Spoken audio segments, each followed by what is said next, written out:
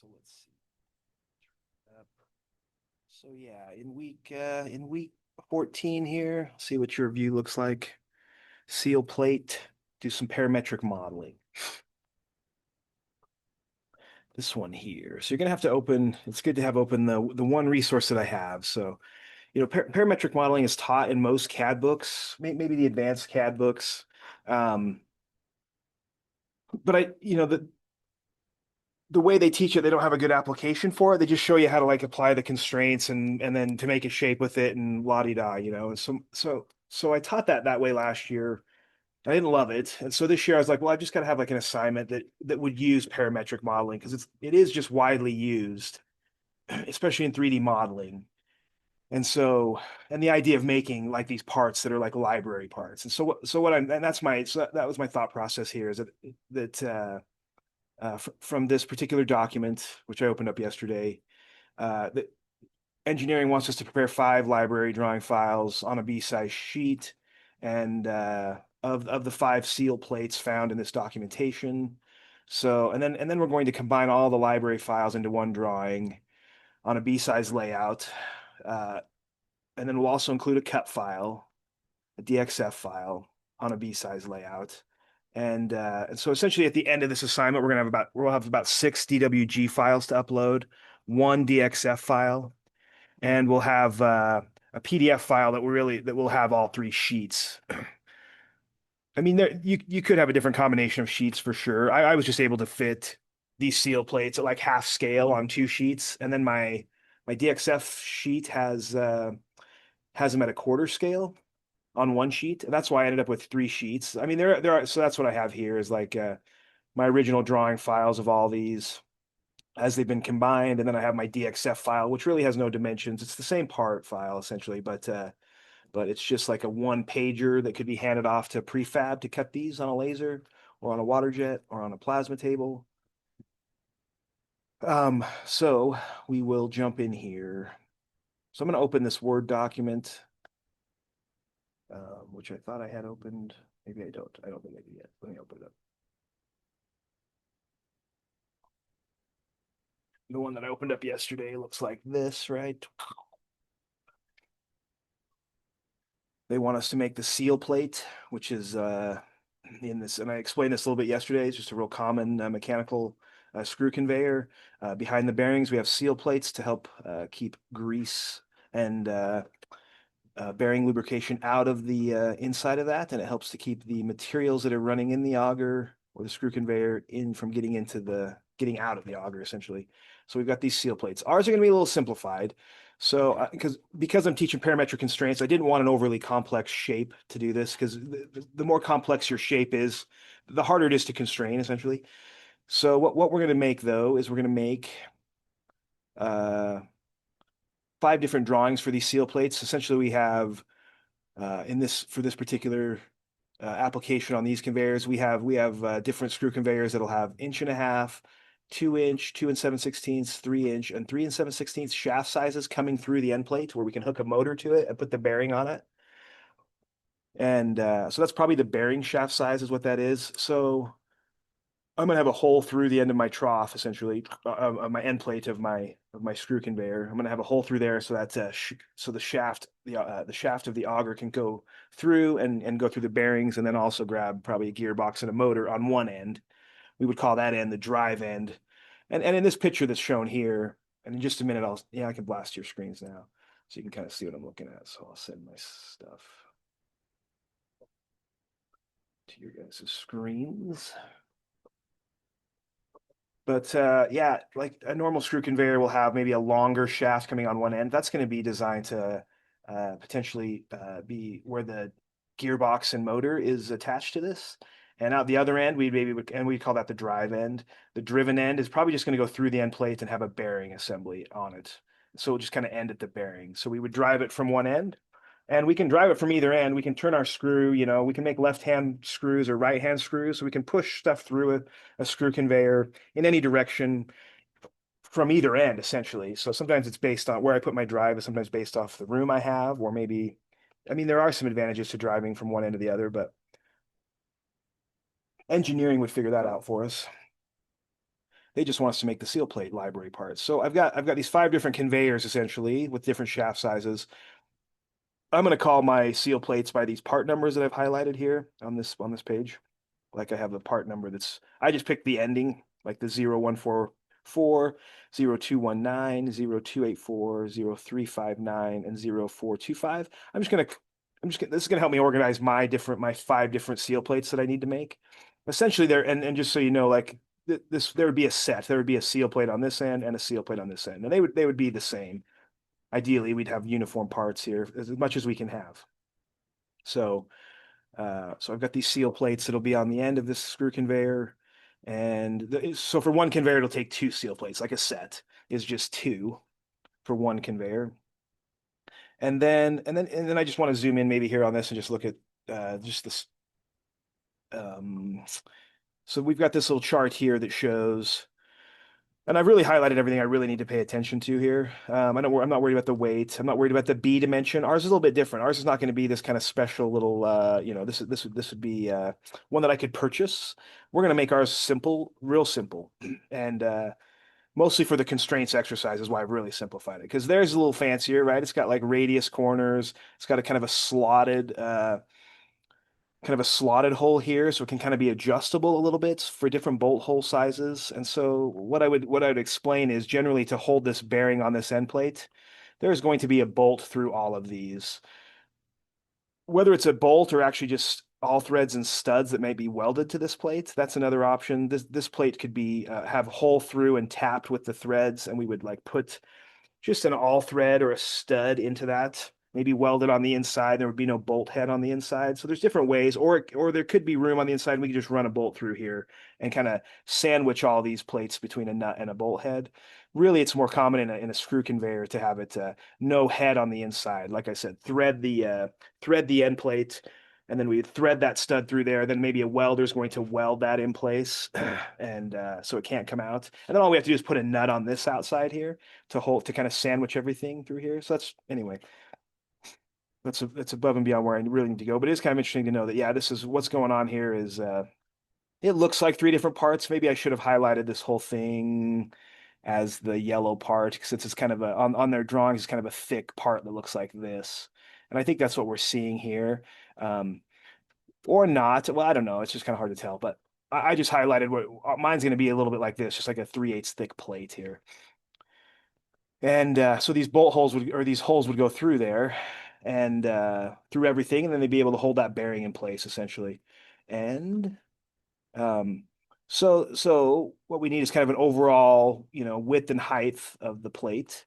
Then we would need the bolt hole size. So there's a particular size for every bearing, and shaft size is going to drive maybe the hardware, the fastener size, whether it's a bolt or a stud.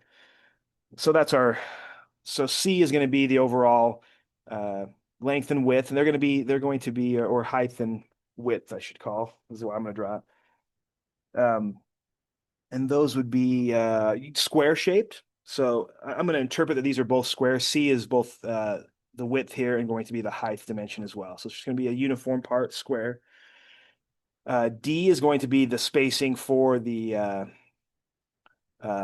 square spacing for the whole pattern, kind of a linear whole pattern given there.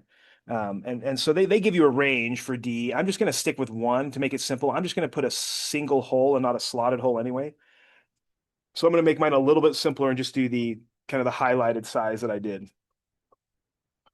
When I get down to these ones here, I'm just gonna make my D dimension be just the smaller dimension.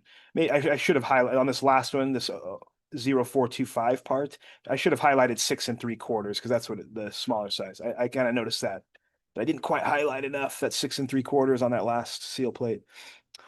So they all vary there. That dimension changes for everyone for sure. All the overall widths change. And then E is just going to be the bolt hole size, which also has a range, and the slotted shape of that helps.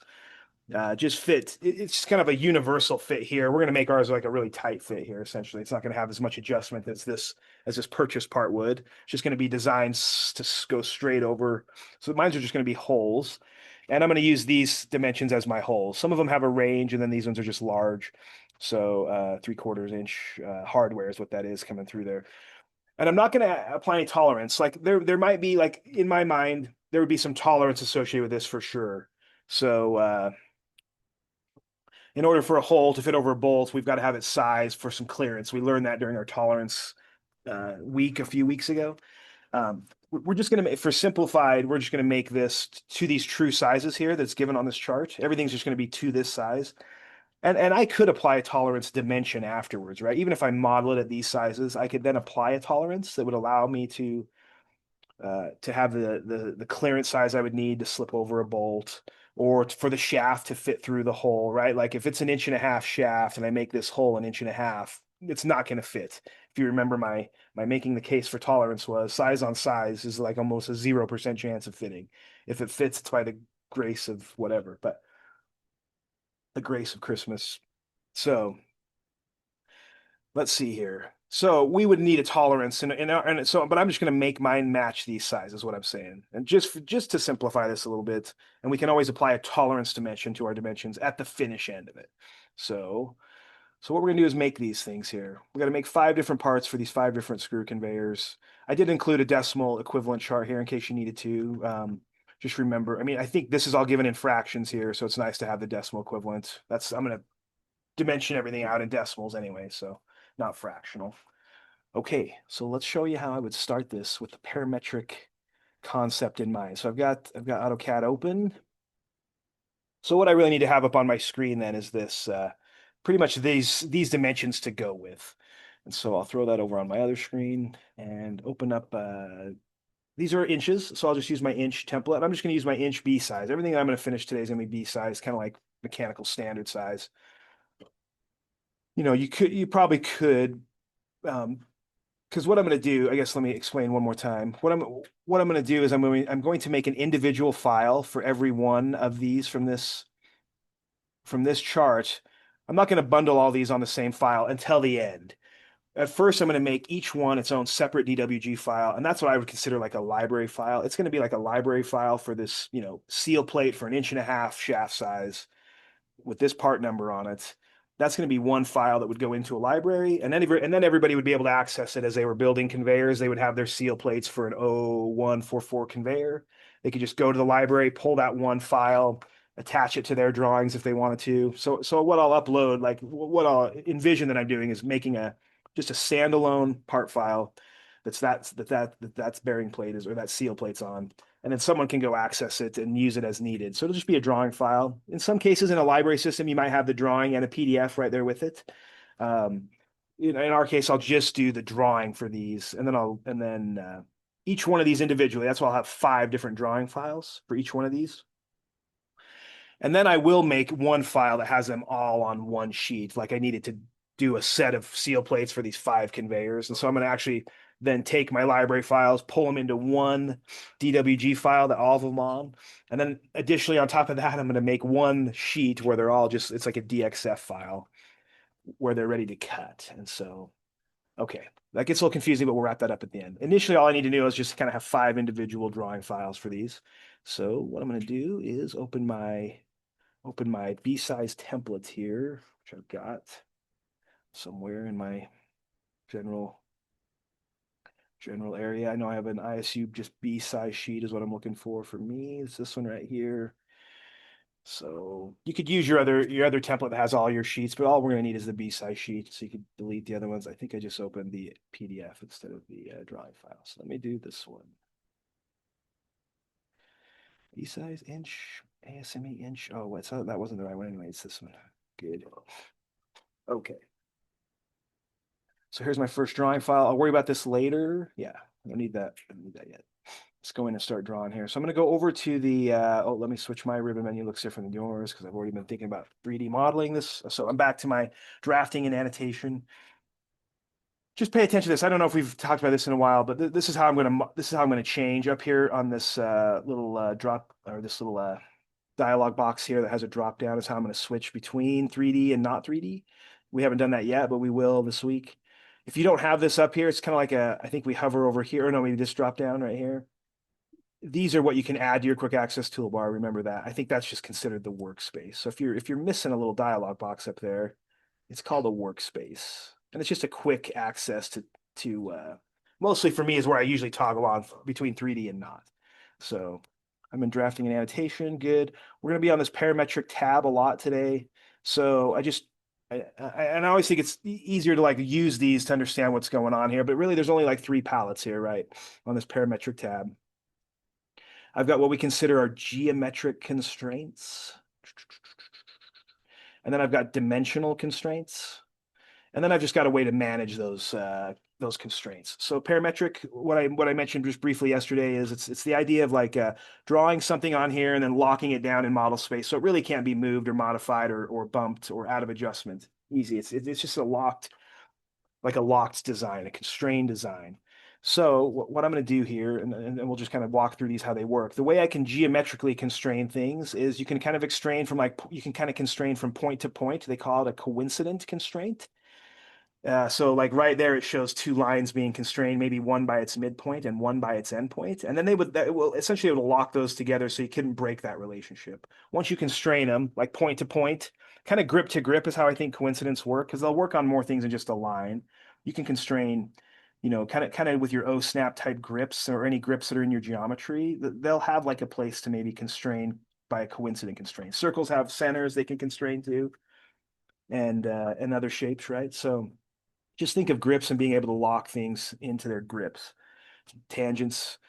Let's see here. What else we got? So we've got a collinear. So if I'm going to use a collinear constraint, it's going to keep things on the same line. So I can keep things collinear. So they can't, that relationship couldn't be broken. You wouldn't be able to move one line segment away from it based off if they're constrained collinear. What do we have? Concentric then. I could constrain two circles so they'd share the same center always. You wouldn't be able to break that relationship. You can always delete constraints. So even though you apply them, you can always delete them. But if you don't delete them, you can't break that relationship. Then we have this one is parallel, I think. So they would remain parallel, parallel and perpendicular.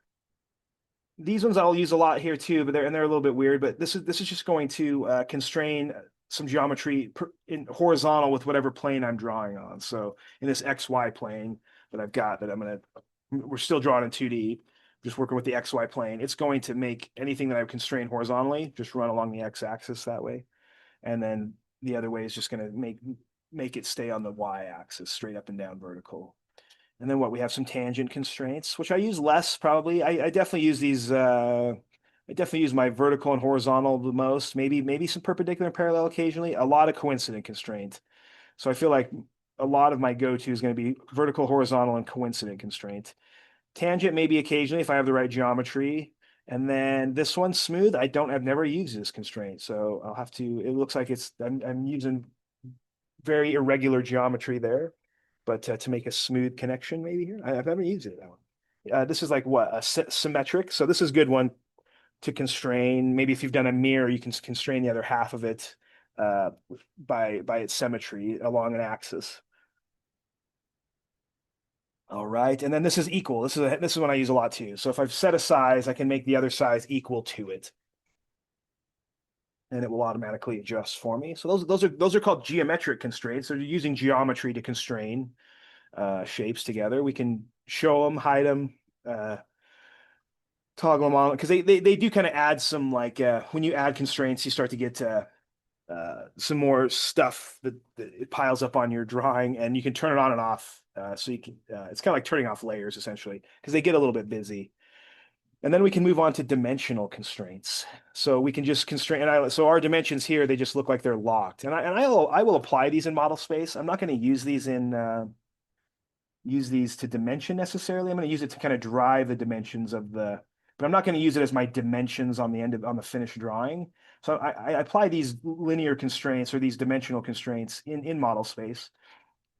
And so I can do linear, which I can do horizontal, vertical, linear. I can do aligned. I can do radius, diameters, angular dimensions. And what's this one? Oh, and I did kind of pass over the auto constraint. So there's some AI functionality in here, like auto constrain a shape is maybe helpful. It tends to be a little bit crazy in that it may apply a bunch of stuff that's hard to kind of track down and undo it. It'll constrain stuff for you for sure automatically. But what I found is, and this is the case with Inventor and its AI functionality of like auto dimension and stuff, it just blasts things on there. And then it can be kind of even harder to like sort back through it and try to, especially if you have to move something, if you auto apply constraints, it's just harder to kind of track it down what I need to unhook in order to have it move how I want it to move, or flex my model is what I'm going to call it. And whenever we're like working with geometric or parametric constraints, sometimes I have to flex my model to see if it's acting how I want it to flex. Sometimes I have to grab my grips, see if they move or if they're locked down and they don't move on me. And so I do a little bit of like a flexing of my model to make sure that it's constrained how I'm expecting it to. Auto constraint can just be a little bit hard for me to navigate because it just blasts it'll lock everything down and I'm just like I can't get things to move how I want them to move, and I have to kind of backtrack. So sometimes I try to avoid that. I will use it strategically if I think I've constrained everything and I've kind of done it in an organized, systematic way to where I can I can go into the model and kind of identify it and change it if I need to. But sometimes it's like one thing I can't figure out how to lock it down. I can hit auto constraint and maybe it'll help me identify what I'm lacking, how, some geometry that I'm lacking and can't figure out how to lock it down. It can be helpful. So it's a helpful tool, but maybe I don't try to overuse it unless I understand what it's going to do. And then we can show and hide all those dimensional constraints as well here. And then what it's going to build is this parameters manager here. So if I click on this, it's going to start to build like a table of dimensions here. Everything that I apply or specifically a dimensional constraint to is gonna end up showing up in this parameters manager here. So once I start doing some stuff, I'll bring this up and dock it. One thing I am missing is my properties panel. I always like my properties palette docked here. So get my properties palette up and let's start drawing this. So I'm just going to draw the first, and so what you have here is you still have your same layers. I'm just on my same layers. I'll start this with a visible object layer because I'm going to start with just the square shape for the first seal plate. So the first seal plate here is a 0144 seal plate. It's going to have an 1.5-inch hole in the center. It's going to be 5 3/8 is the C dimension, the overall height and width here. So I'm going to draw that first, just as a square. I'm just going to go over here, draw this square like I normally would. Anywhere in the model space, essentially, doesn't matter. I just need to know that it's what, 5 3/8? I think, yeah, 5 3/8 by 5 3/8. So 5.375 is 5 3/8 by 5 3/8. So there's a good start. But this is just like any other geometry we've ever done, right? I can grab this, I can pull this way out of shape, I can even make it into not a square. So this thing is like, just how we normally draw. It's really easy to bump it and to and to have it move on us. So how I actually start this whole thing is, let me go over to my parametric tab. I'm going to be bouncing back and forth to this tab quite a bit. What I'm going to do first is just lock down. Well, let's just look first. What I'll do first is I'm just going to lock down the size of it. So I know it's 5 3/8 on both dimensions. So what you come up here and do is you just grab like a linear dimension here, and it's going to give you that same warning you would get. I'm going to say okay because I'm not going to use these dimensions for my actual finished. What you'll notice when you go to apply a constraint, what you'll see is the grips start showing up as these red these are the grips of those line segments that make up this square. And I may have I don't think I have the geometric center showing up, but these are going to be like where you could constrain this thing by these or where you could, like, this is a dimensional constraint I'm looking to do. So it's like, where do you want to dimension from? You want to dimension from the middle to the end here? Actually, I want to go from end point to end point here. And then it's going to pull up a dimension like you would on your paper almost look like. And I kind of, treat this like I would. I don't like ASME myself in this and have perfect dimensional like layout here. I just kind of make it so that I can get into this model and see where that dimension would be. But I'm going to drop this dimension. It says 5 3/8. That's what I was expecting. I'm going to drop it with just my left click. It gives you, and then once you drop it once, it gives you the option to kind of go in here and manipulate stuff. It already gave myself, like, it's going to auto name this as a D1, dimension 1 equals 5 3/8. Yeah, for sure. This is me grabbing a linear dimensional constraint here. So I just grabbed it. And then it's kind of like you would come into the end, but you're going to see these red grips show up. And that's telling you that that's the grip it's going to grab. If I was closer to the middle, it's going to grab a midpoint grip. So I just kind of hover over here. I'm like, oh yeah, from this grip to this grip, just hover over those, like, and look for those red grips to show up. Then it's going to tell you, oh, this is what this dimension is right here. Yep, I'm going to left click it. Then it gives you the option to like modify this if I need to enter some information. I'm just going to hit enter right now. And then that's kind of, and it shows that this is locked. So technically this line only is kind of locked at this dimension. And this thing has now created a parameter here. So now I'm gonna click this parameters and open this thing up. Here it is right here. It's this little, I don't know where yours would have opened here. Maybe it just opened and maybe it's weird shaped, or I don't know. If you've never used this before, maybe it looks something like this. I'm gonna dock it over here. So I'm just kind of running it next to, and it has docked itself essentially. I'm gonna keep this thing docked. So I'm gonna keep, this is how I'm gonna keep track of my constraints here, especially the dimensional constraints. So it just, and it has to give it a name. So it auto-populated this. And so we'll talk about this in just a second, but or maybe just right now. Like you can choose to name this. And so the way you kind of use parametric modeling is maybe dimensions aren't just this dumb dimension like a D1 at this. Maybe this actually has a name. This is actually what we would consider this the width of the part, right? And so I can say I can come in here and click on this in this parameters manager box here. And these are like selectable items here. Like if I just maybe double click in here, I could come in here and change this.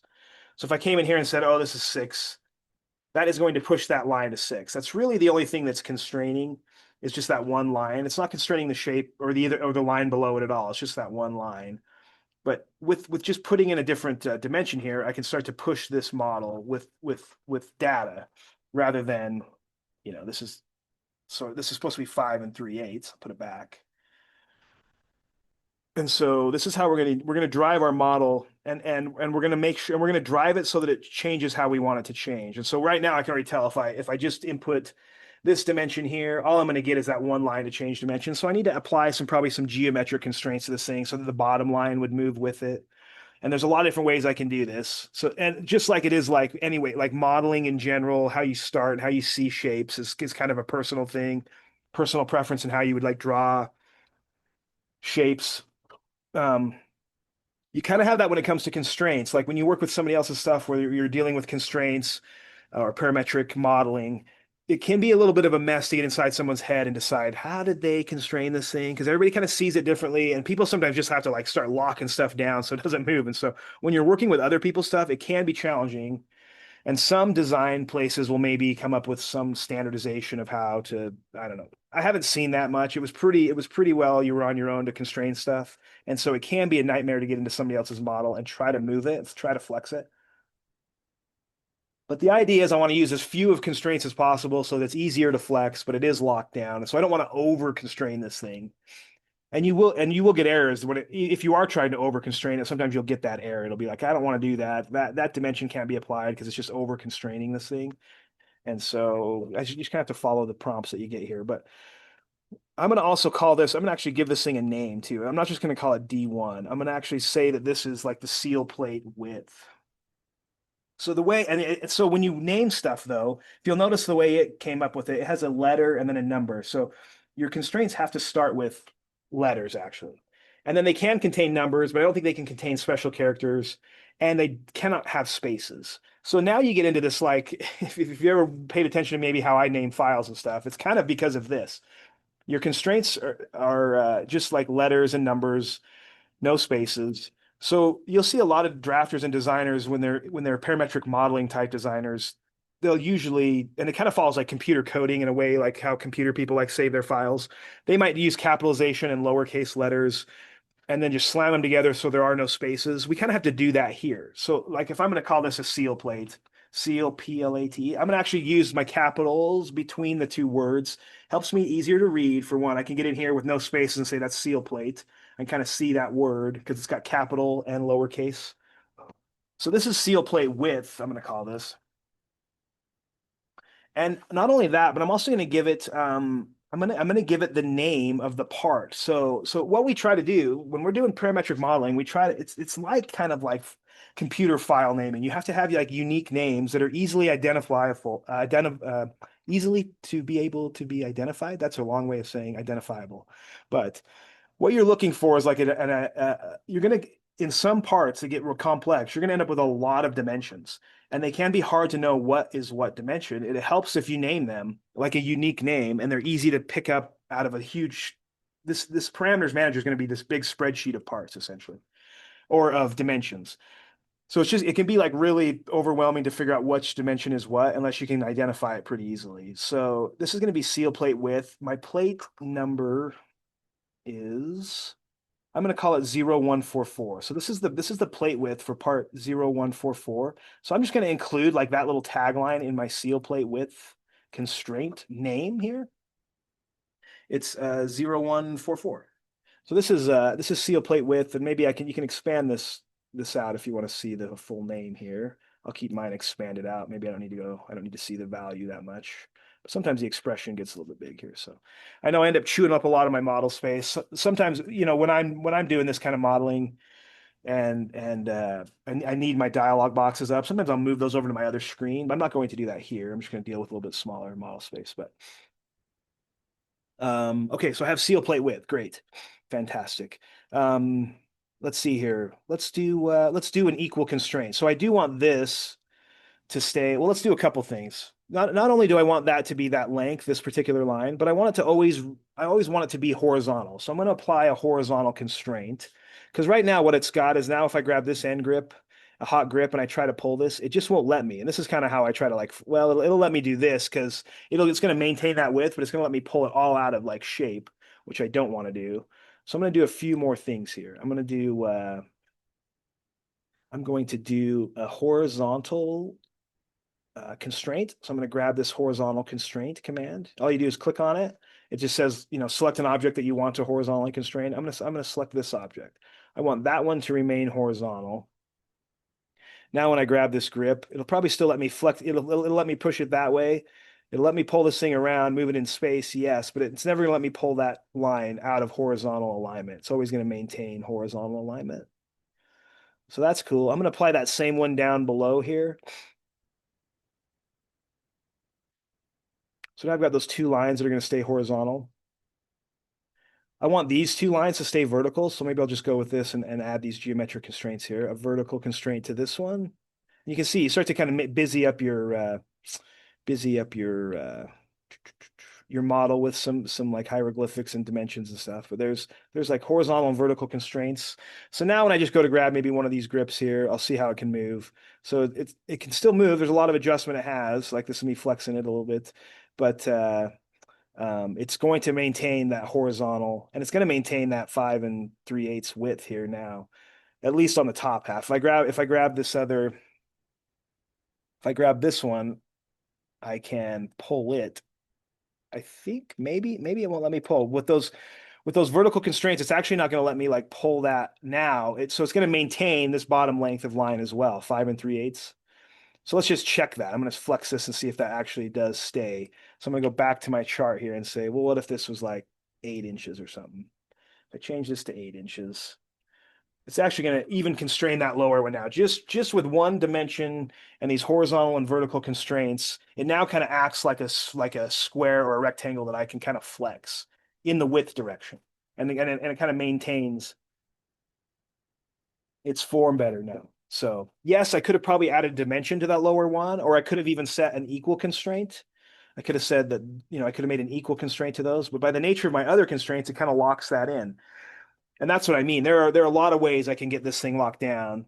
And once you get familiar with how the constraints work, it's kind of like just modeling in general is the way you see the lockdown geometry is kind of unique to you. And it kind of becomes from trial and error and what works and what doesn't.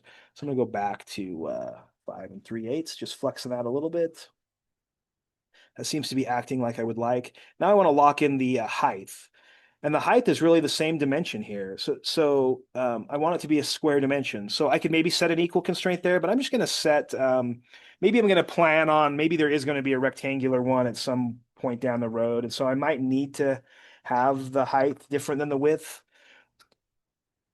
For this particular part, I don't need to, but maybe I'll plan ahead a little bit. So a lot of parametric modeling is kind of like planning ahead for being able to change something. And that's why we're doing this. I'm going to like draw one seal plate, and then in order to make the other ones, it's just going to be a matter of entering different data in the table to change it. And this is kind of like a plan ahead type of modeling for changes.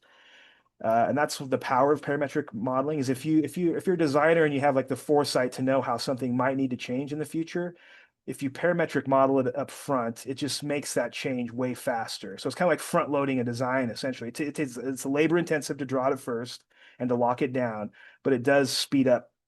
It's going to speed up my other 4 plates that I need to make really fast, is what it's going to do. And so this is parametric modeling. That is the gist of parametric modeling, to make something easy to change downstream.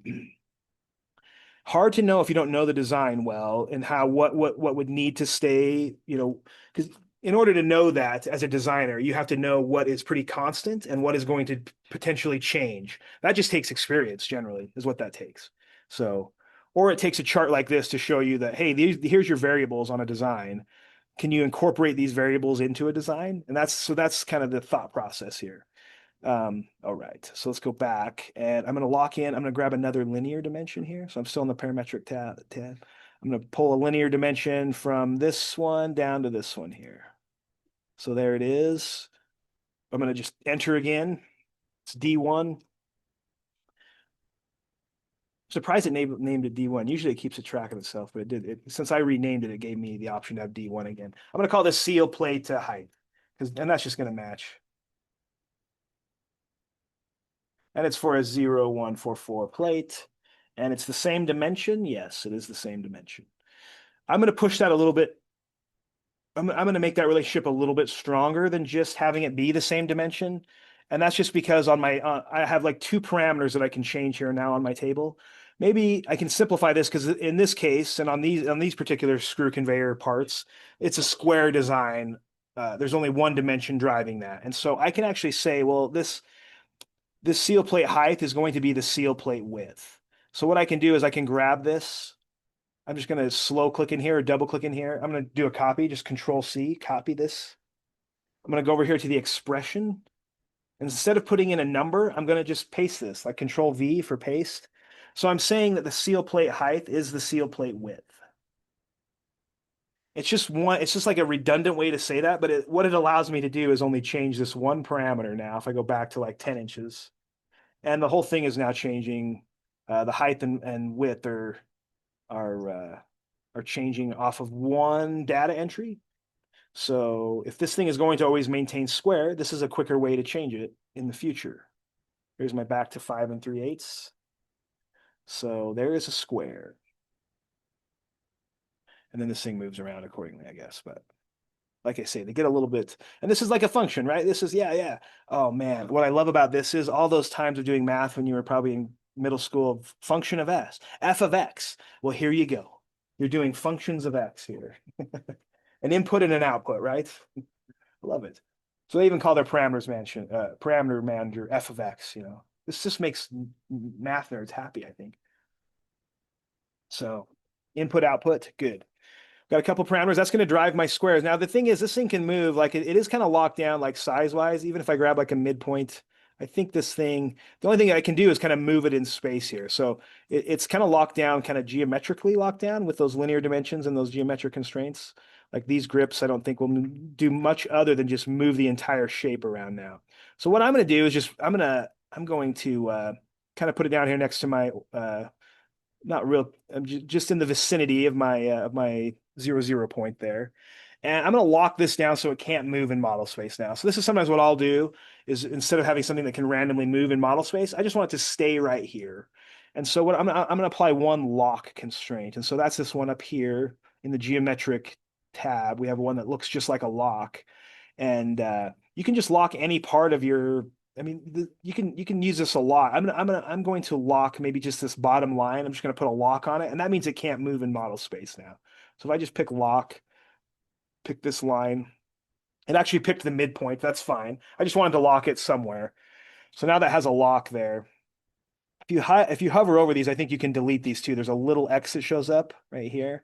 You can delete your constraints just by let me put that constraint back on. Oh, actually, I don't think that's interesting to know. I can't remember if constraints are like what am I trying to say? If they're, I don't know if you can redo and undo Control Z or not on those. So I think when I deleted that one, I actually going to have to reapply that vertical constraint. Oh, I don't know why it won't let me do that. Maybe it's already there. Show all, hide all. Oh yeah, it was already there. It just for whatever reason when I deleted it, maybe I just turned it off that way. Let me check this again. If you do that, it might just hide it. Let me show it again. Show it all. Yeah, so all it does is hide it. So up here, okay, I kind of forget this.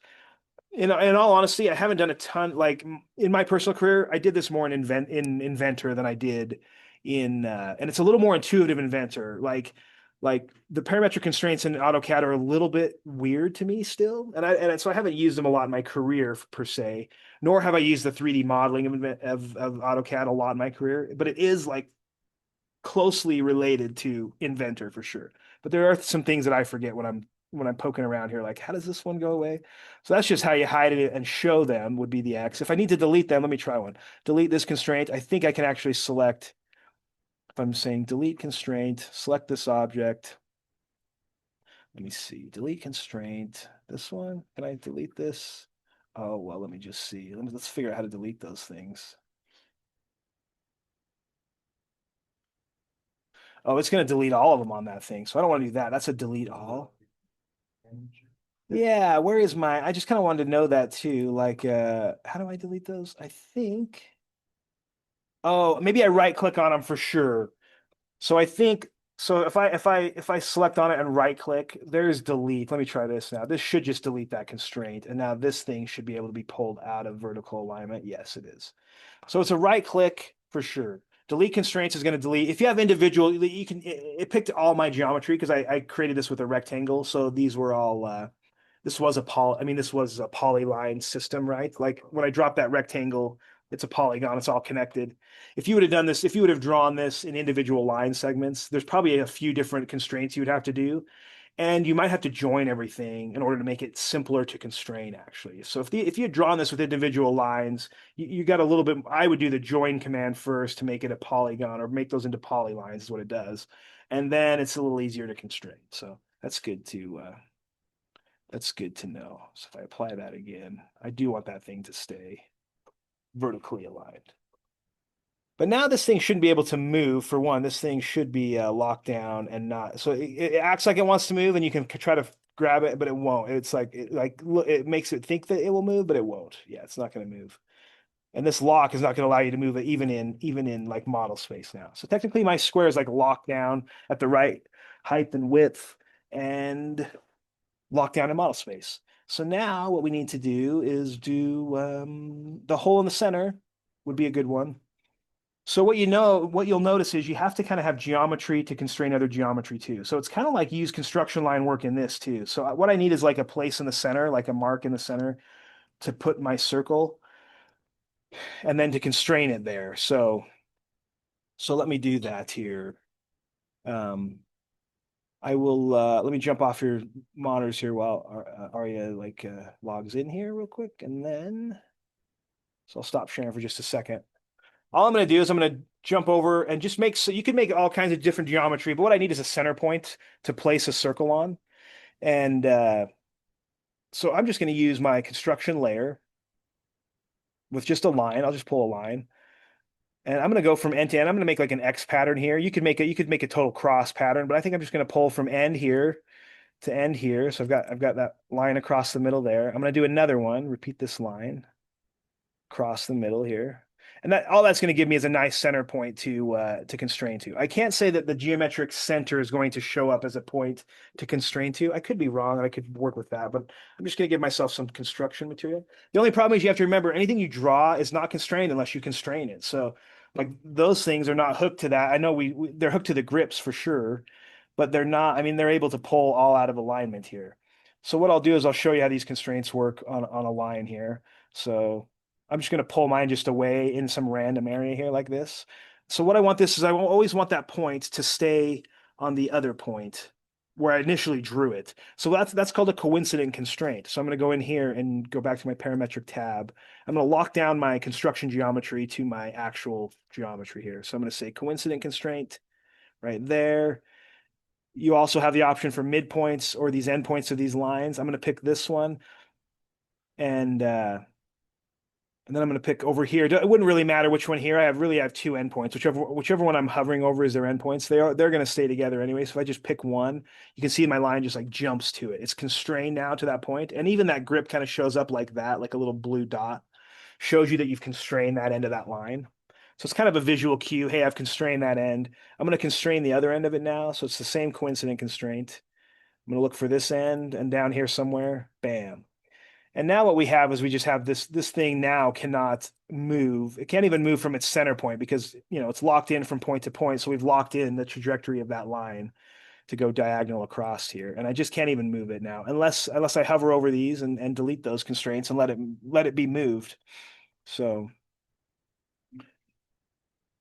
yeah, I'm going to do my other side there too. So heck yes. Show my screens again. Here I am. Yeah, this one isn't constrained, right? This is another one that I haven't constrained yet. So when I initially drew it, I snapped it to those grips, but if I grab those things and pull away, it just can easily pull away like this. Um, yeah. So what I'm going to do is just go ahead and grab a coincident constraint. It's a little right angle one. Hover on the end you want it to be or close to the end you want it to be. And then back over here and hover here.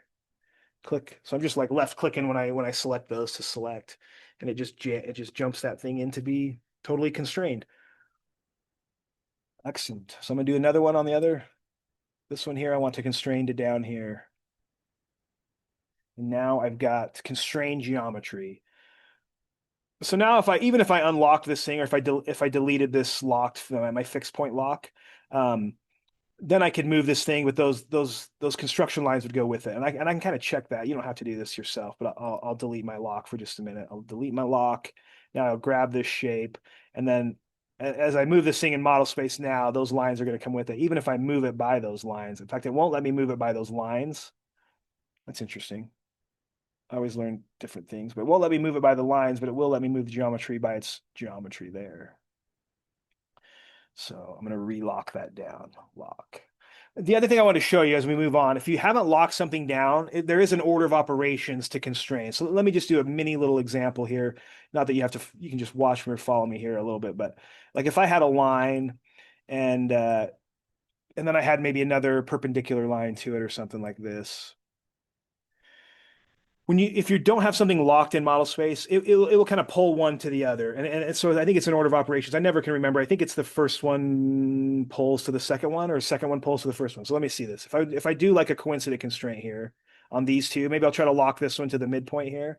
Coincident constraint. So I'll pick this one first, then I'll pick this one second. Oh yeah. Your first selection stays locked and your second selection is going to pull to it.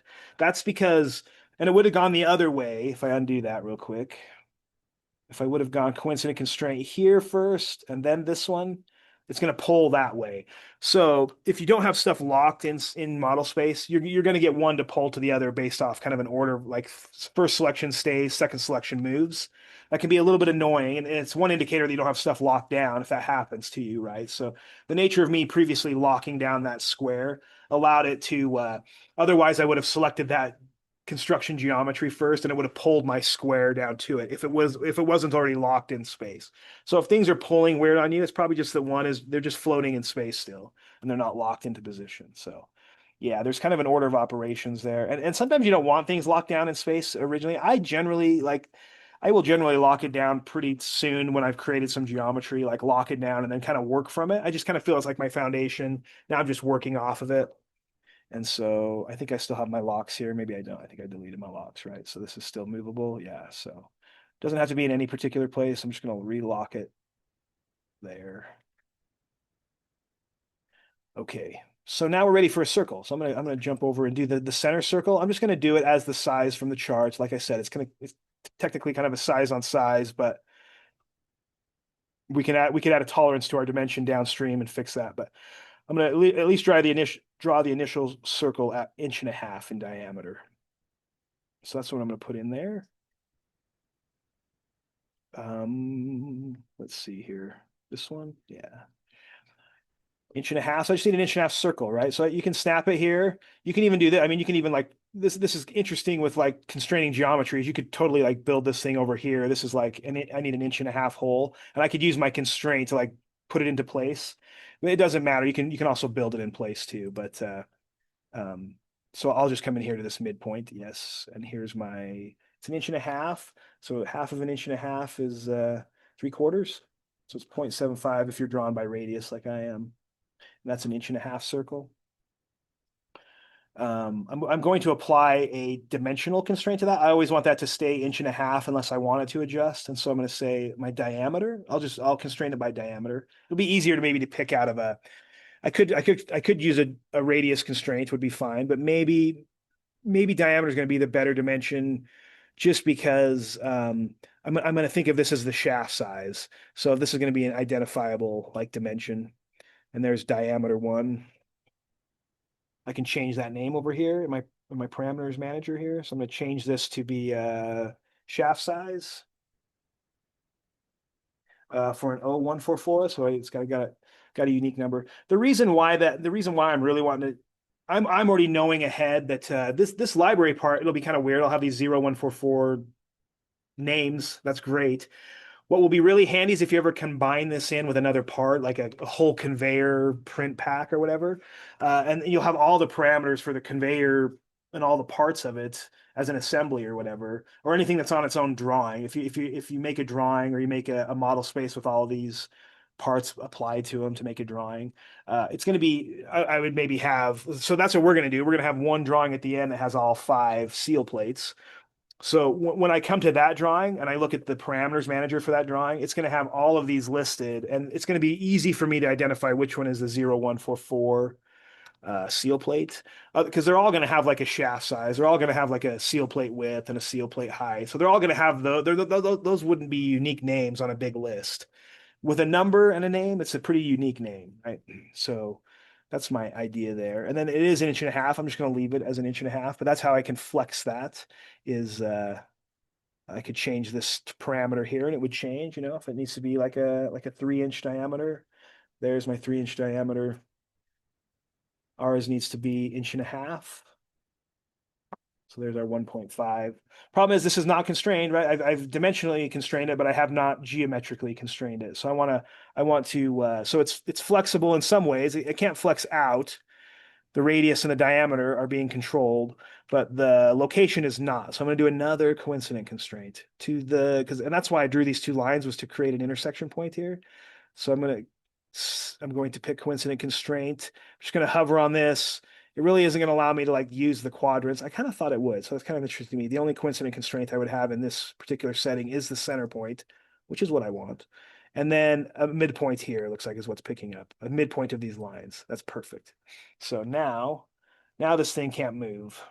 If I tried to move it now, it can't. So it's locked down. Shows a little lock, shows what its name is. These are modifiable if you double click into them too. Let me just say that. You don't have to go always to the chart. You can be in the drawing model here, double click in there like it was a dimension, and you can change stuff here. You can just type stuff in. Generally, they are an equation though, right? It's going to be a name and then usually a dimension, or a name and a name like we did over here, but it's always kind of an equation. Okay, that's good. And then we just need some bolt holes here.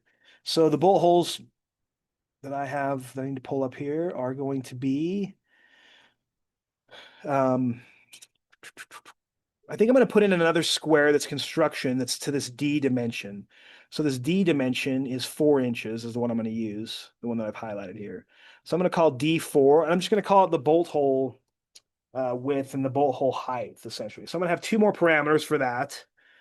And I'll have a square, and I'm just going to draw that as a square because the squares will have some endpoints, some line endpoints where they hook up, and I'll be able to lock the little holes down to them. Like right now, if I thought about putting the holes in first, I don't really have any geometry to constrain them to in that area where they need to go. There's no grips associated with that line there. I could make a little box here, but whatever I make, I'm going to have to kind of constrain it, and so. Yeah, so let's think. So I'm going to make the bolt hole pattern in a square. So I think I'm going to go over to my construction layer, construction, and I'm going to do another square here. I'm just going to draw anywhere, and then I'll constrain it where it goes, kind of. But it's going to be this square here. And it's going to be whatever it says it is on there. It's 4 inches, right? So the bolt hole pattern is 4 by 4. So 4, tab 4. There's my square. It's fantastic.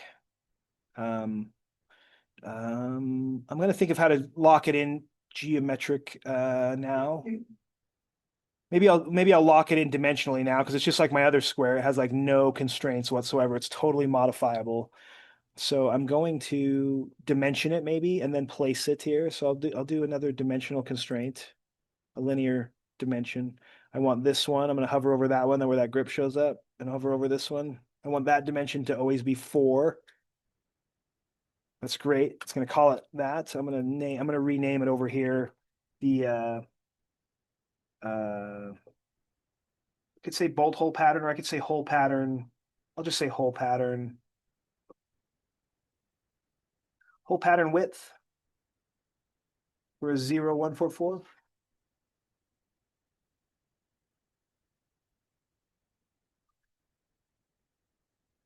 And I'm using full words. Eventually, you might get into where you start to use really shorthand notation. Just saves your name size really. But and then I'm gonna do the other way as well. I'm gonna linear constrain this way. So from there to the other end here, I'm gonna call it the same. I'm just gonna let it be that for a minute, but I'm gonna say that that's my whole pattern. And it's gonna alphabetize these for you as you do this. So the whole pattern width. Oh yeah, I'm gonna call this one my whole pattern height.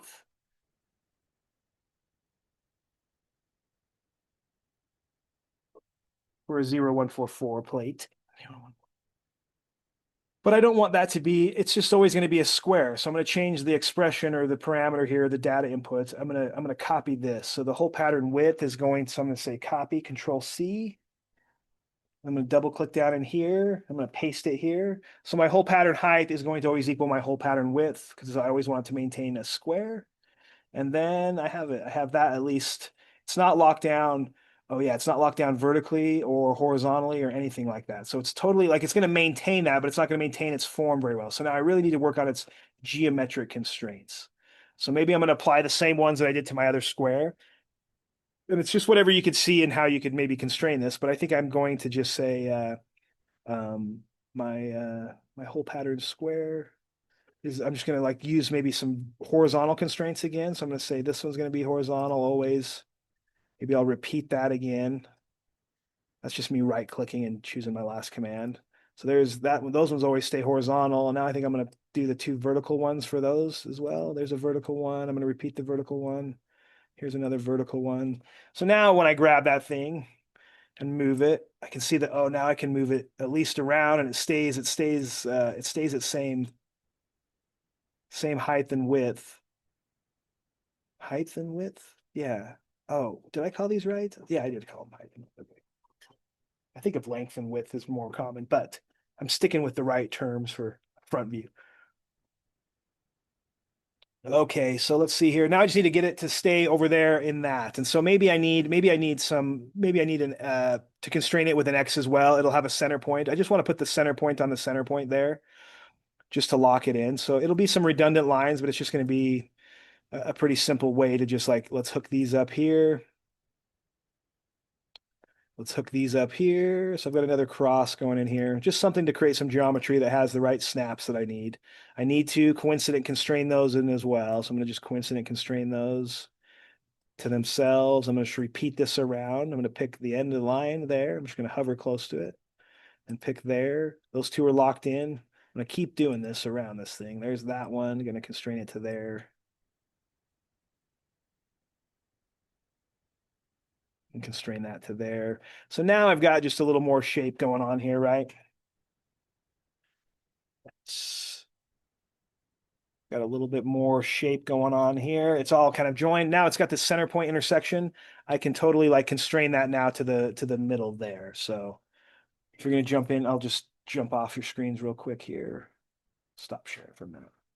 But all I'm gonna do is do like another coincident constraint for my little. Yeah, you'll see me do this quite a bit. If I've got a lot of overlapping geometry, maybe I'll just move it over here to constrain it. and make sure that it's locked down how I want it. And then I think I'll just coincident constraint the midpoint there to the midpoint of this one. Yeah. Now this whole thing should not be able to move out of position. And what I have is those endpoints now is where I can actually place a circle and constrain them to those points. So you end up with construction geometry that you're constrained to. And then my visible line geometry is going to be my finish. So, and that's what we're going to be ready to jump into is figure out what those hole sizes are. So they're 7/16 holes, and they just go right on the endpoints of that square I just built. So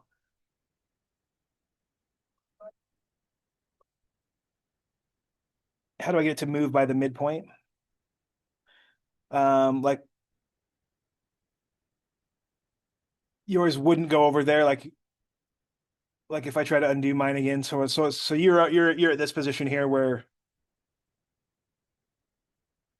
but you can move this thing, right? Like this one is movable, right? Okay, so if that's movable, all I did was I chose a coincident constraint. And then I chose I'm just looking for a midpoint of either of these like construction lines that I have. That's what's picking up there is their midpoints. So I choose that as one, and then I chose this one over here, this midpoint of either any of my construction midpoints here. I could even choose the center of the circle. They all have these like grips. I just kind of chose the construction geometry, and mine flew over there because my other one's locked down. So it's going to pull that one over to it. Does that make sense? Does that work? Yeah, yeah, cool. It was a coincidence. You'll see that I use the crap out of coincident constraints.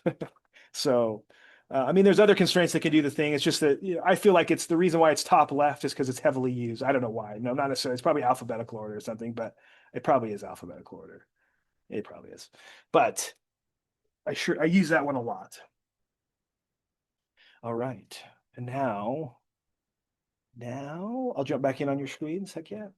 Let's see. So I'll blast over to you guys. Okay, so now let's do the hole size. They're 7/16 holes. That's why we have this nice handy dandy chart here. I've even highlighted the ones that you should memorize. You should just like this should be how you go to sleep at night. Like 3/16 is 0.1875. That will put you to sleep in a hurry, I promise. It's a good sleep technique. These are good to memorize though. The reason why when I draw I can do this kind of is because I have these ones memorized, and it's usually from use. But I did actually have to spend some time memorizing them when I was in my youth.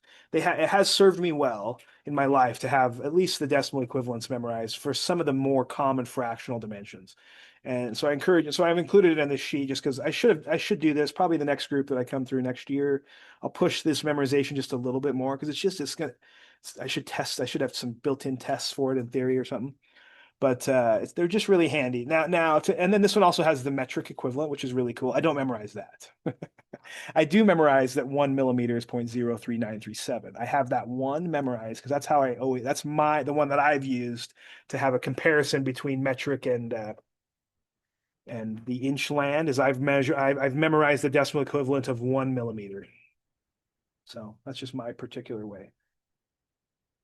And then I can if I memorize that one decimal, then I can just move the decimal place when I go to millimeters to centimeters to decimeters to meters.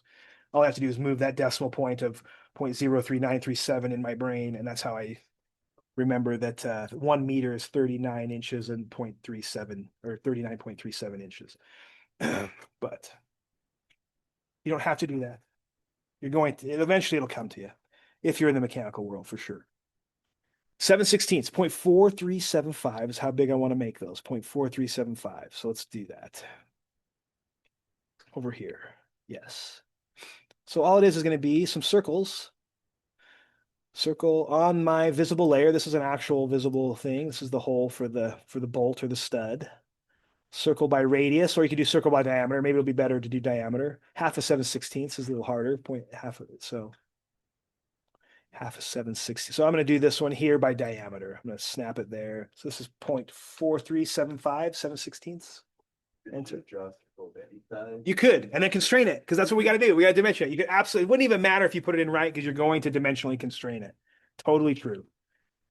So in some ways, it kind of speeds up you can just like blast this thing.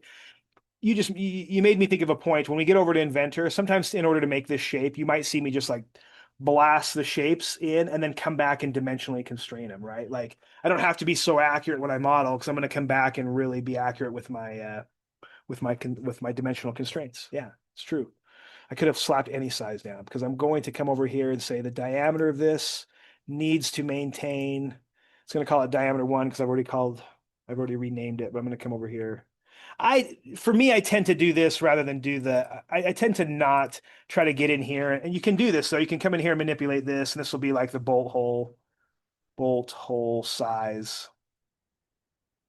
Or even, I don't even know if I need to say bolt hole size or just say bolt hole for an 011, sorry, an 0144 plate. Like I can name that there and it'll carry that. I don't know if it carries that name to there though. That's what's kind of weird. So I kind of thought it would actually. It did update, yes? If I redo that. Oh yeah, it did update for just a minute.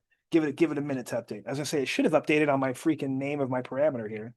And it did. Bolt hole 144 is 7/16. So that's perfect. I'm going to copy those around and so I can do that. It's not geometrically constrained though, by the way, right? Like this thing can be pulled off of that position that I initially placed it. So I haven't geometrically constrained it, but I have dimensionally constrained it. So I'm gonna go ahead and do a copy of this. So let's just do a copy of this one. And it still wants to know the same base point. So this functions the same way. Just copy this over here to this point, and back over here to this point, and then back over here to this point. And it gives them all oh, it's actually starting to name them. I don't really want that. That's kind of funny that it took interesting that because I named it that one, it's going to name them all individually. I can come back here and change that. I want them all to just be bolt hole that at the same size. But so that's kind of the way anyway, you kind of have to play around with this and watch it pretty carefully because what I don't want is it to start naming my thing different. I want those all to be bolt hole 144. So I can kind of, and maybe it's not going to let me do that because let me just try this. I'm going to try to say copy this. If I paste that here, I think it will though. Like paste. Yes, it will let me, it says that name already exists, so don't let it do that. Let me think about this just for a minute. So I really wanted just to maintain, maybe I won't name this one yet. This is kind of my trial and error. I kind of forget how some of this works a little bit, but what I want to say is I'm going to delete that name. Oh, it just says you can't do that. It's just not going to let me get out of there unless I name it something different. Bolt hole 144 there. And then maybe I'll just call this like hole 2. Oh, I don't know. I don't love this. I'll show you what I'm going to like better. Stand by. Delete these for a minute. I'm going to delete these particular geometry. I'm not going to name them until I have them placed, I think. And so I'm going to delete this one too. I'm going to go back to just my bolt hole 1. I'm just going to let this not be named that yet. Eventually, I'm going to come back and name that, but I think I'm just going to say, well, let me just delete it one more time. Let me start over. Delete this thing. Let's say circle by diameter on this. Still going to be 0.4375. I've got it placed there. I'm going to go ahead and give that a dimensional constraint. I'm just not going to give it a name yet until I kind of tell I'm done like working with it.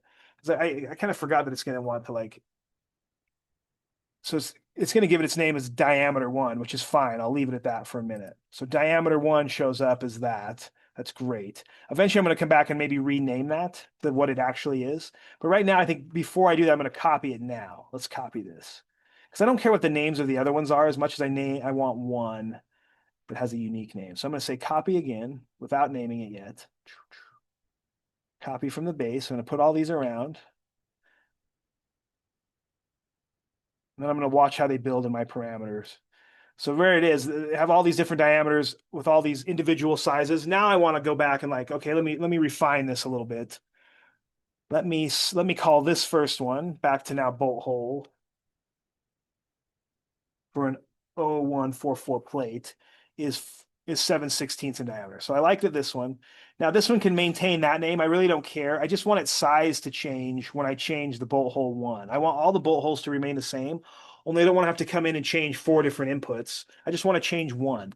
So what I'm going to do is I'm going to say that this diameter 2, I'm going to copy this one, the one that I named. And I'm going to come over here to diameter 2. And I'm going to name it, its expression is going to be bolt hole that. So diameter 2 is going to be the same as bolt hole, the first bolt hole one. Enter. I'm going to do that for all of these now. And all this is doing is simplifying my data inputs when I come to my table. Essentially, when I come into a table and I see a bunch of names for the expressions, I know that that's probably not where I'm going to go to change. I'm going to go look. This is like an indicator to me to be like, well, oh, these are all driven by bolt hole. This one, let me look for that in this list. There it is.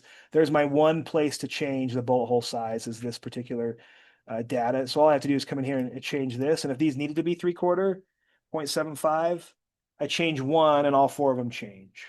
So that's the parametric flex there. Looks like that works good. They're all that. So I'm going to go back to their original size, 0.4375.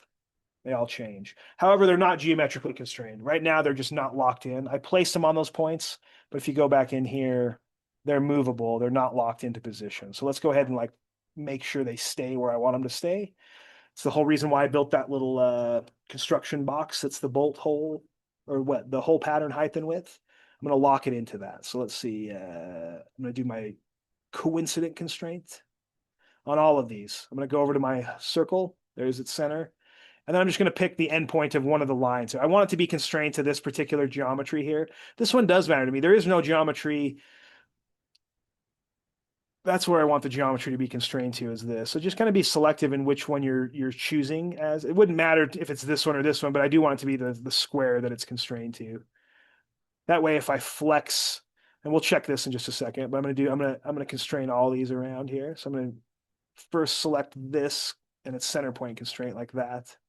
And then I'm gonna select this, and that should lock it in. I'm gonna repeat that constraint all the way around here. So this circle, I want it to stay on this square essentially. Excellent. And then repeat that again, this circle to either one of the lines for that square. Excellent. So now we should have, that's it. I'm going to get out of that command. Now we should have circles that I can't adjust the size of them, and I can't adjust their location unless I delete some constraints. But now that should be driven by the square. So if I feel like if I change the bolt hole width here, I'm going to just try this to something that's way bigger, like a 10. Well, sometimes when I flex it, I try to do something that's like pretty aggressive here. I'm hoping these circles move with this when it does, and they do. So when I did a major flex on this thing, my circles moved with it because that's what's driving them. That's what they're constrained to. And that works good. That's how I'd expect it to move. So this is my little check there. That works good. This dimension should be 4 for this particular plate.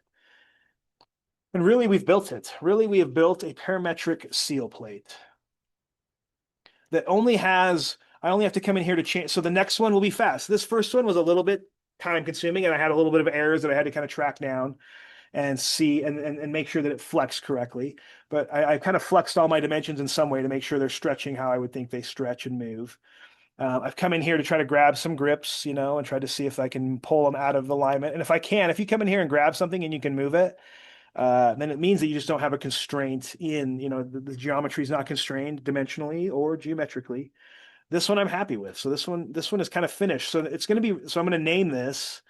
I'm going to go ahead and name this drawing. I haven't gone to the drawing yet. Maybe this is a good time to like save this. So I have 3D objects here. Oh, seal plate. I already have a file built for this in my week 14 because you're going to end up with quite a few files. You're going to end up with like 6 or 8 files for this, or 6 or 7 something. So I already have like my original file shows that I have quite a few already saved. I'm going to make myself a new file within my folder. There's never an amount of how many folders you need. And this is going to be the same essentially. CAD 1108, seal plate. I'm going to call this in class. So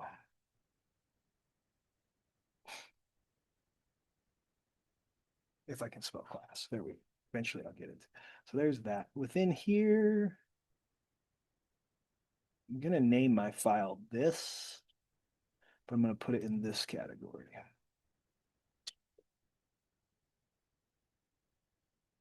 Save it. Okay. So I've just saved my file, and then I do want to And so that's how this, I mean, these things get ugly with their constraints shown, right? They get busy, they're hard to see. However, they are kind of clear. Like if I came in here to modify this, I can at least make sense from my list, which is just like right here, right? Like either hide it or bring it up. From my list, I can always make sense out of what is named here if I have to modify it. But they get busy, and if I don't need them, I just hide them all right here. So I can just hide all the geometric constraints like that, and I can hide all the linear constraints like that. Um, Over on my B size sheet, there it is. So I'm going to go ahead and dimension this all out. Like I need to do the whole like ASME dimension this for a library part. So I'm over here on my B size sheet. Now I'm going to just pick. I think I scale these at a half scale. I think they fit without having to do a custom scale. I could do a custom scale, but I think I just put them at a half scale. Um, and I probably got rid of this, but no, I'll leave it. My floppy viewport. And then we'll go ahead and go in here and dimension this out, actually ASME style. There's not a lot of dimensions that it needs, just a few here, right? So I can turn off my construction lines. One thing to remember about your construction on this, though, they're really critical, right? So if you went to like copy and paste this, like I'm going to end up using this on another drawing downstream. When I take this over to another drawing, I want to make sure I take all the geometry with it. So, if I just copied and paste, if I went to copy this, like Control C, it's not going to come with the layers that are turned off, and so it won't be constrained right for me if I take it to some other drawing environment and plop it in another model space. I want to take all of its geometry with it because some of the construction geometry is what I've constrained to. And if you don't take it with you, you'll lose the constraints. So just be aware that everything of all the geometry involved in this thing is pretty critical to take if it ever goes anywhere. All right. In this case, I'm just dimensioning it, so I don't really need my parameters manager right here. I just want to ASME dimension this thing, just how we would normally do it. So I'll jump over to dimensioning this thing out. And should be pretty simple here. We just have an overall. The only thing I want to do is make sure I don't kind of dumb down the accuracy of this part. So I want to carry the decimal places for the dimensions of this. So I want to know, its overall size. So I'm going to come back and probably change the precision of these. I want to know, it's the same way. We got to do our full ASME stuff. So I've got to put on center lines. So I think I will go ahead and jump over to my center line layer and just apply some center marks here. I want this one. And then I want that one to be 0.25 extensions. And then additionally, I'm going to drive some dimensions from here. So I'm going to pull these out. I'm going to pull these through the plate here. So I'm going to drive the whole locations from the center plate. You could pull the dimensions from the edge too. I'm just going to drive them from the center. It's going to be my preferred way to dimension to those holes from center is what I'm going to do. So, because the edge of the plate overall profile is not critical. If you think of this thing does have a critical nature. Now I kind of know, this is something that I've always said. I don't know the nature of this part. So I don't know what the best dimensions are. Well, I do know the nature of this part. This part has to always be like sliding over these bolt hole or these bolts to slide against this plate. So to me, the most critical dimensions on this thing are not the overall dimensions. There's really no criticality. If I was a little bit off in the overall, the width or the height of this thing, it wouldn't matter at all. It's just that has like no critical nature to it. But the hole pattern is super critical. Like I have to, if the end plate's been drawn, designed, and there's been studs or a bolt ready to go through them, I have to hit those hole patterns. Otherwise, I've got problems. I'm not going to be able to fit. So to me, the dimensions that are necessary for this part are going to be from from center to center of holes or something, from hole to hole. And then I'm even going to control those from the center of the part, which is also a critical, like the shaft for the auger has to come through the end plate and then through my seal plate and then through the bearing. So to me, and this is the nature of a lot of parts like this, they're going to be like to me, the best datums on that part are going to be from the center of it, kind of driven from the shaft size. In fact, the shaft size is what's driving the entire part size, really. It's the first column on my chart here. Like this is kind of the real controlling datum in my mind. So this does make me dimension my plates a little bit more strategically in that I'm pulling these out I know that that kind of goes funny if you ever go out of a window and in a window, and then you see this like shadow of it. I'll go back in here. There we go. Yeah. Oh yeah. If I go back in, they are on the parametric table. So there you have your geometric and your dimensional. So you can just show them all. Like here's like I think just show all is right there. Those are the geometric ones, and then you can hide them all. Same way with here. You can show all your dimensional constraints or you can hide them all. Yeah. And it's pretty common for me to turn them off. If I know you know, if I know it's been parametrically, because I don't know if those print and show up on my prints. I'd have to experiment with my PDF. And we can play with that in just a minute. I'm about ready to take a break, but I kind of wanted to finish my dimensioning of this, and I'll take a break, and then we'll show how it'll be so quick to make the next four. But um, the other thing you might add is like, why don't I have like a side view or whatever? And it's because that's a good question. It's because what's going to drive that is going to be the thickness of the plate that this is cut out. So it's an arguable thing that maybe on a library part I would show like a right side view of this. I consider this my front view, and it's maybe not the most stable part position, but I don't know if on my assignment sheet I mentioned what they were going to be made out of. I was kind of wondering if I did put that anywhere because it doesn't really say like what the material is here. However, what's that? Yeah, my image shows here, right? If you're looking at my stuff, there's stainless steel. Oh, it was here.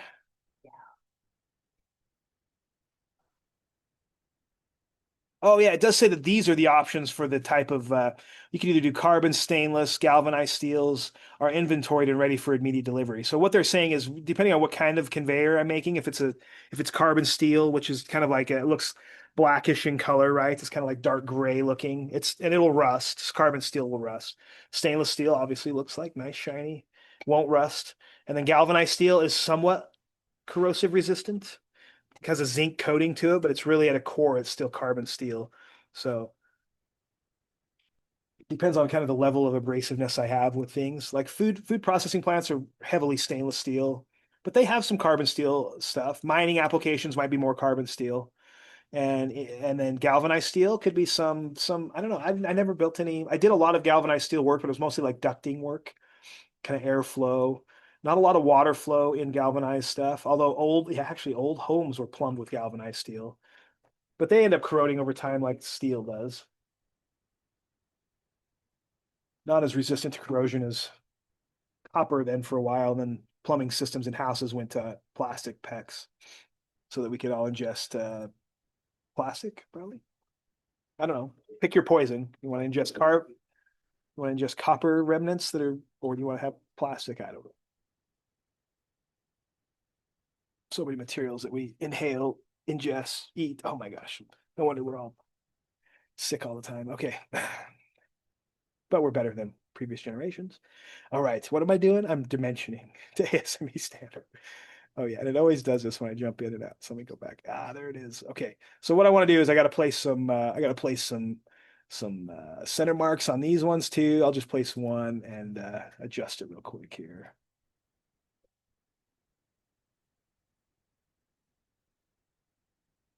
Yeah, there's that. Okay, I'm gonna copy that around. Let's do that. Copy those things. My center points here. Yes. I'm going to pull all these together too. I'm going to use minimal dimensions. My center lines are going to help me use minimal dimensions, right? So I'm going to pull these ones all together. I'm just going to pull them to the middle. Like this is kind of me. I'm a little lazy when it comes to some of the overlapping. It's fine with me if they overlap like this. I kind of pulled them from their square grips. This is going to allow me just to dimension on one side and then show that they have alignment through, X and Y plane alignment here. So I'm going to pull all of these together in this square pattern. And then I'm really going to dimension them from the center out. So there we show that whatever dimensions I get are going to be there. And then now to lock them in place. So I've already kind of like, I've got my overalls of the overall plate. I can lock in, I can look at this as size and location for this. Location is going to be kind of explicitly given by the center lines that I've kind of carried through the part. So I'm not going to really locate it. I just need to size it. So I'm going to give a size dimension here for the hole for the shaft size. So it's going to be a diameter. Let's snap this one in. Excellent. And then I'm going to go ahead and go to the holes now. Let's get their size. They will need to be located though. So let's do a size first on them though. Same diameter on one. Heck yes. And I'm going to carry at least 4 times here.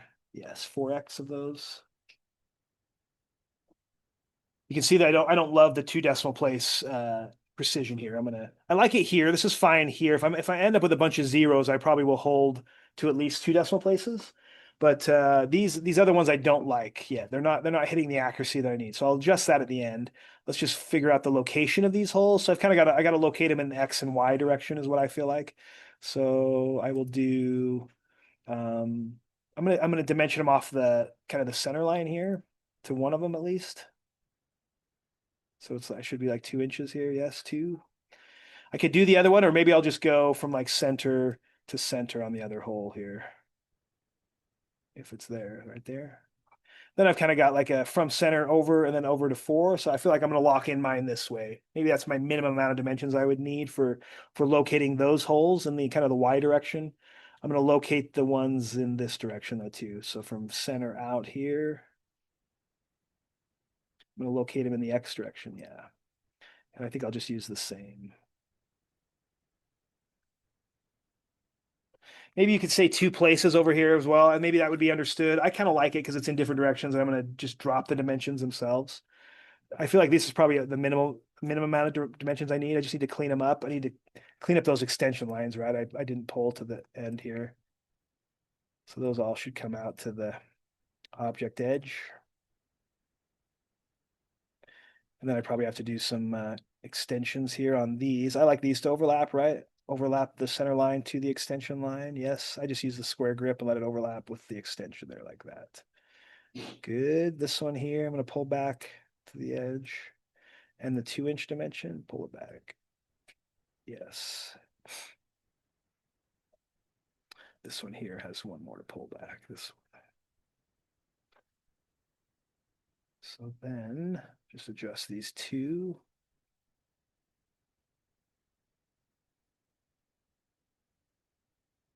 Looks pretty decent. Now I just got to kind of adjust my spacings on them. So I'll go through here and then we'll be ready to kind of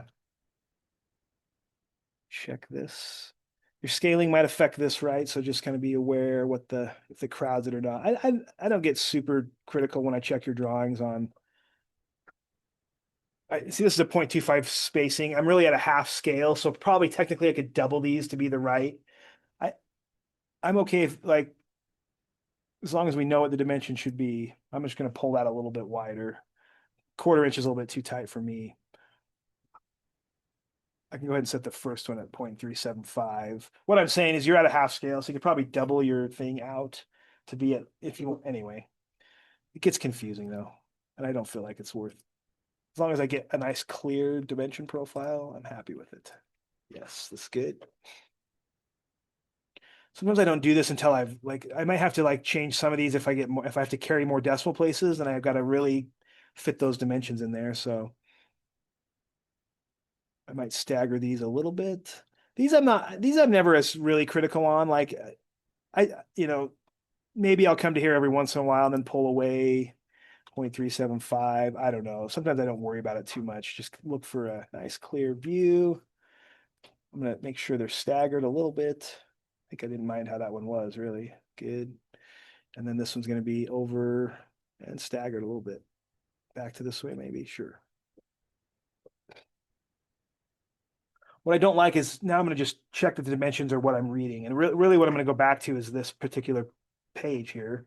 I'm just going to say that these are given in fractions, but since they're given in fractions, I don't want my decimals to cut off these fractions. So I feel like for the shaft size, that's 1.5 inches. My dimension is showing 1.50. That'll be sufficient. I feel like that's okay. That's showing.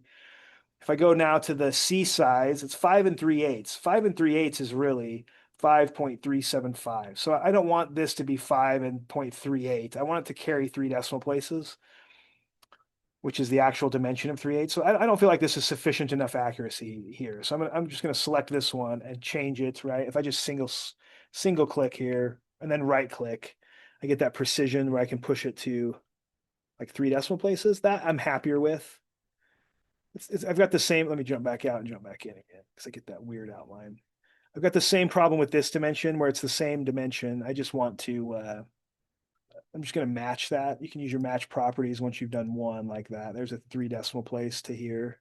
So I like that better. That seems more accurate. And I'll go back to my chart and I'll say, so that needed to be 5 3/8. The other one needed to be 4. So 4.00, if I had that, would be accurate enough. I think that's what I'm carrying here, right? 4.00. And then 2.00 is going to be accurate enough. That's great. And the only thing I don't love is this bolt hole size, maybe. So that should be 7/16. 7/16. So I don't like 0.44. I want to change this to 4.375. So I want this to carry 4 decimal place accuracy for this particular hole size here. So I'm going to come in here and just change that one. I think I can just do the same thing. Precision out to 4 decimal places. Yeah, 4.375. Now that's the actual 7/16 dimension and hasn't been rounded off. So this I'm pretty well happy with. I just got to check it on my page now, right? Or I'm on my page. I just want to look at it here. Maybe I'll get rid of this. Snapping to grid and the grid turned off. Oh, I didn't ever lock that down. I'm going to lock it at a half scale, I think. Yes. Pan this over. I'm just going to show a single view of it. Like there is an argument that maybe I need to show a right side view. And for a library part, it might be. Um, I'll lock that down. That might be safer. I got to do a little bit of a line scale adjustment to the center line. So I'm going to do that before I get too far along. So these scales need to be cut way down. They're way too, there. I went to a quarter scale on that. And I should be able to match those properties for the rest of them. That one to that one, to this one, to this one, and even the center one. Yeah, that looks way better. Just a couple center line adjustments for line type scale. Got my center lines pulling to my dimensions correct. Everything's captured for those. It's good. It's a good dimension. So this thing's kind of ready to library. I just want to say, I just got to fill it out what it is. So I got to fill out the title here. It is stainless steel, by the way, too. So I guess I didn't put that in the assignment sheet. I wish I would have like circled stainless steel. If you'll notice what I was showing is on my drawing that I uploaded, I did call it stainless steel. And I've additionally just said that it's 3/8 plate. So one of the note I added was that it was material stainless steel. So I'm kind of a little bit redundant, and that it's 3/8 plate, stainless steel plate at 3/8. So it's one thing that keeps me from having to draw the right side views of them in some ways. They're all the same thickness of plate. My general note is capturing that. There's no general note here because this general note is the one that's driving these two drawings. I've actually this is a cut file sheet. So right, this is like a DXF file, and I've added it to the note there because I feel like this is kind of a standalone sheet ready for prefab to cut these out for me. They don't really need the dimensions. All they need is the profile, and maybe they need to know a name of it.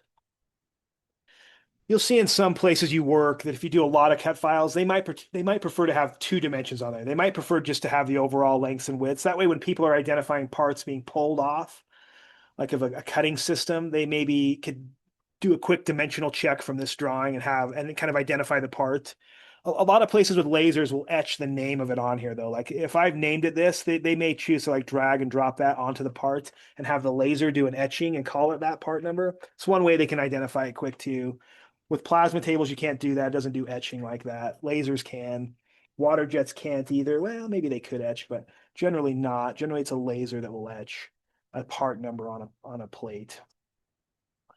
So it's a superior cutting process for sure in some ways with a metallic or yeah, with a conductive material anyway. But although I'm not sure what other lasers can cut different materials. Water jets can cut all these different materials, but okay, so what am I saying? I'm done, essentially is what I'm saying. I just got to finish filling out this, get everything right here. It's at a half scale on this print.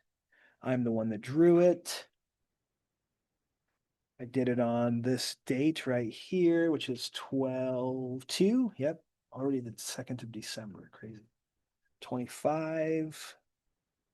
And then I got to name my title.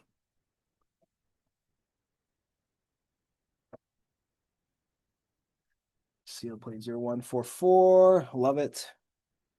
It's in class, but that's all right. This is just sheet 1 of 1. Yep. Apply. Okay. And then I just might in this particular my revision history definitely is going to need some identification here. It's going to have my name on it, right? It's going to be the same date today anyway. I'm going to say added to library or yeah,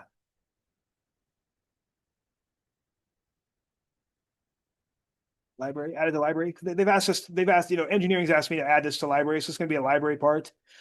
And it's going to be rev 0 on the library part, and the zone doesn't really apply to this particular drawing, so we can say apply. Okay. So there is my file ready for library. I'm going to add one note, right? I need to add that note. I need to know the thickness of the plate. Oh, I forgot to add the material. Back this truck up. I did forget one thing in the title block. There is a material right here. I don't think we've used it yet.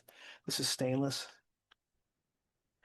Stain, S-T-A-I-N, stainless, S-T-E-E-L. There we go.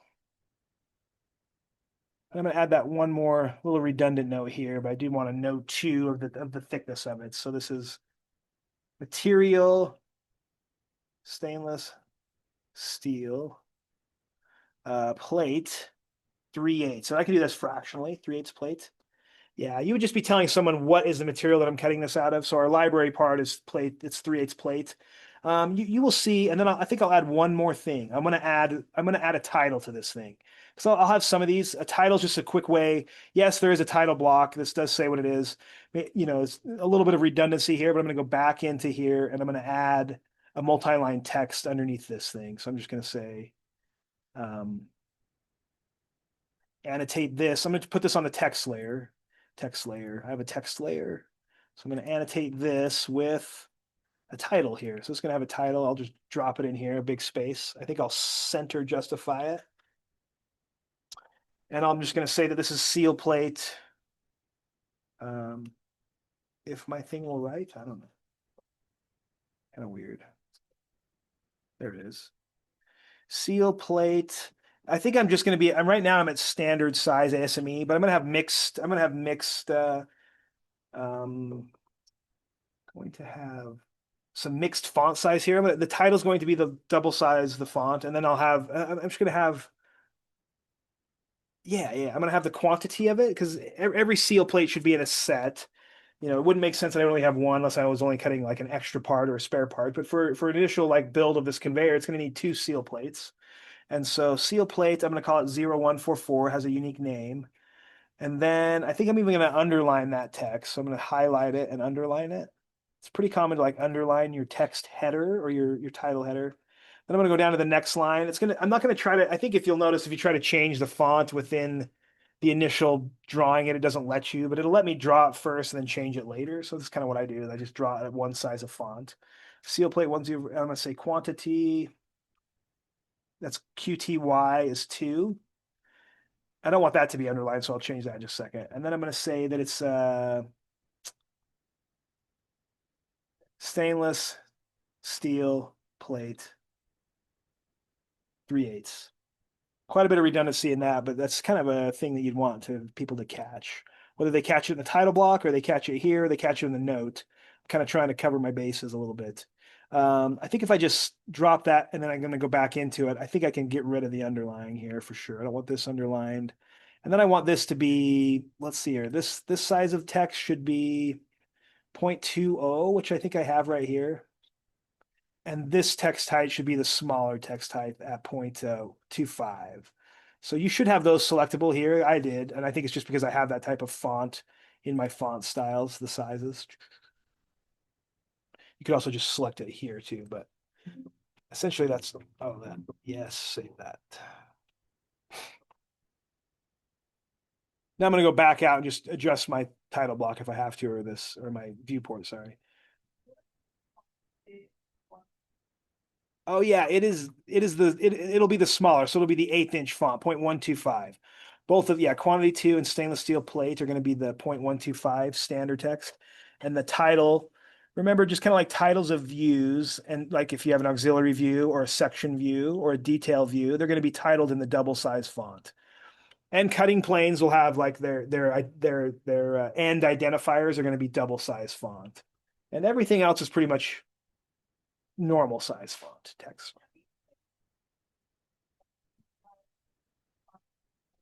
I first do it as all the same, and then I go back in and modify it. So yeah, totally. It's just kind of like a Word document in some ways. I just feel like it won't let you mix it off the initially when you create it, it doesn't like to do mixed fonts, but it will let you like go back in and modify the font. Like if I wanted to modify this, I just highlighted it. And then if I needed that to be double size, I could just select it from my little drop down list here. I think this has quick access to some of the font sizes that you have loaded. You could also like highlight it and then choose a different text style in general if you'd created some here. It's a quick way to, I think it's going to push the whole box though, I think. Yeah, yeah. If you change this. So I use this little indicator to do mix and matched font, or this little drop down to do the mixed and matched font. Yeah. Pretty common like this. Like a lot of titles usually carry a little information. Sometimes they'll, like really common in the industry anymore is we like to know how much things weigh.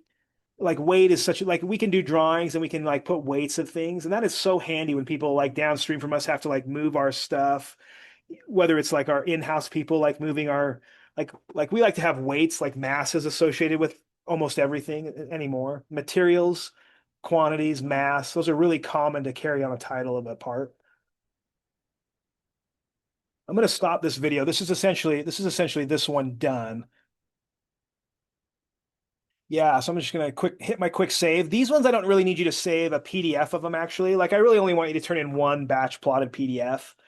And it's not with all the library ones, but just like if I capture the end of my video here is just to say sometimes in some people's libraries they like to have, the drawing model, the DWG file, and they also might like to have the PDF like in a file system somewhere. Just because a PDF's quicker to view, right? Like, and anybody can view the PDF, So when you're in a drafting department, sometimes you have other engineers or project managers that don't have access to CAD or Inventor or whatever. And so they in order for them to like look through a file system and preview, they like to preview it through a PDF. So it's pretty common that most library systems, whether you're just on a local server or you're in a cloud, you might have the DWG file, your model, all your data on your DWG file, and then you might have a PDF for that so that anybody can view that, not having to have a program to open it. You know what I mean? So it's just a way for them to quickly preview that that's the seal plate 0144. Yeah, yeah. That's why in some engineering departments you'll get them just to send you the PDF and say, hey, this one, you need to update this one in the library to be that or something, right? And so sometimes engineers come in, grab a PDF, mark it up, send it to you and say, get into the DWG file and do a revision on this or something. So it's kind of a workflow you see quite often, like a markup on a PDF. So, well, let me turn off my that could be it. I don't know. Like, let's see.